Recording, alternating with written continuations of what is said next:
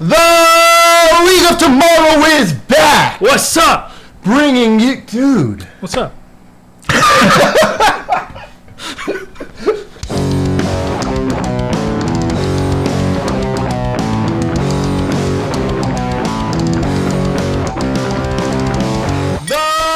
League of Tomorrow is back! Today, I am joined by a homeless guy. I paid two guys to help me record. I had no one else, so... Wait, you traded me two guys to go on here?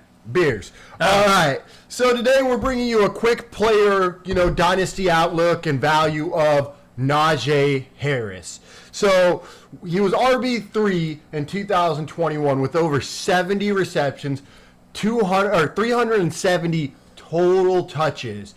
So that being said, has he, doing this his rookie year with that many touches, has he reached his maximum? Would you say he's reached his maximum value in fantasy?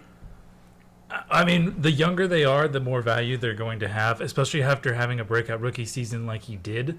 Everybody who drafted him thinking he would become something like this, they're going to value him a lot more. It makes him a harder trade target. However, if you're the one who drafted him and somebody else wants to trade for him and they were the believer before, now they're going to be that much more of a believer. He might have his peak value, but it doesn't necessarily mean he had his peak season because this guy's super young and that offensive line is good.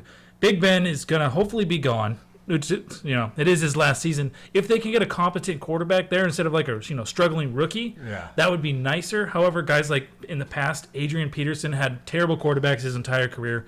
That never stopped him from rushing for 2,000 yards. So it's going to be fun to watch. Yeah, AP was a freak athlete, but I also think Najee Harrison is a great athlete. And it's funny because I've seen a lot of people really shaming him, saying, I'm signing this guy. He has reached his peak value. He's not this all-around athlete, but I don't know what they're following because his speed score is over 110, when that's 91st percentile. And what we look for in League of Tomorrow is running backs that can not only catch the ball, but have that high speed score. It's very, telling thing. That's why I love Jonathan Taylor, Leo Fournette, those kind of guys. And he does fit that mold. So he's not necessarily a sell high for me, but I think you can get a lot for him depending on the person. So let's go through a couple trades. Would you rather have Javonte in a 23 first round pick, or Najee Harris and 2.122? Okay, so whatever that Javonte Williams in a first, you said? Javonte Williams and 23 first. Or Najee in a second? 2.1, 2022 2.1. In this case, I'm going to be going for the better player who I think is a better player, and that's going to be Najee at this point. And 2.1 is basically a first rounder. You can still get a lot of value in the early seconds. So that's somebody that I would really be wanting to have over Javonte. Yeah, that makes sense.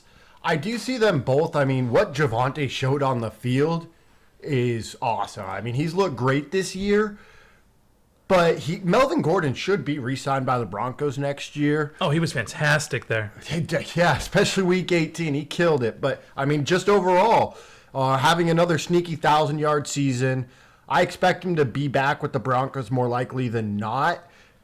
They could use a weapon like him. But, man, it's close for me.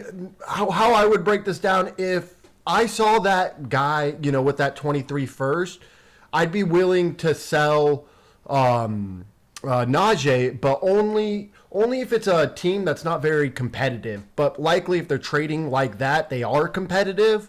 So most likely I'm leaning more of that Najee in the 2.1 because, like you said, it's close to a first. Even though this isn't the best class, it's still a pretty deep class at the wide receiver position. One thing I'd also actually like to bring up in talking about Najee Harris is you got to remember Juju Smith-Schuster was their slot guy. Now, he might not be on the team next season, but he also signed a low contract already with them. So it's not to say that he won't do that next year.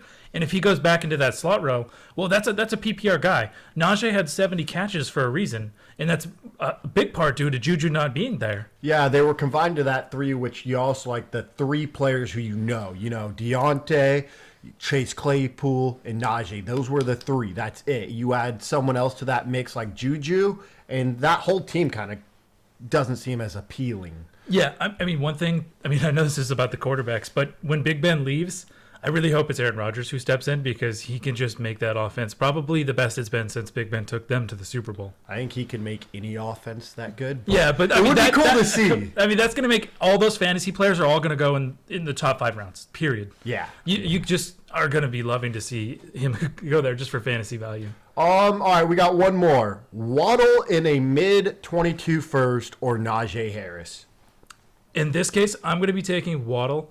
Now, Waddle's fast, and he didn't really. I mean, he showed it on the field, but he was more of a PPR guy this year. He had the most catches by a rookie ever. I know this one extra game, but it's still very impressive.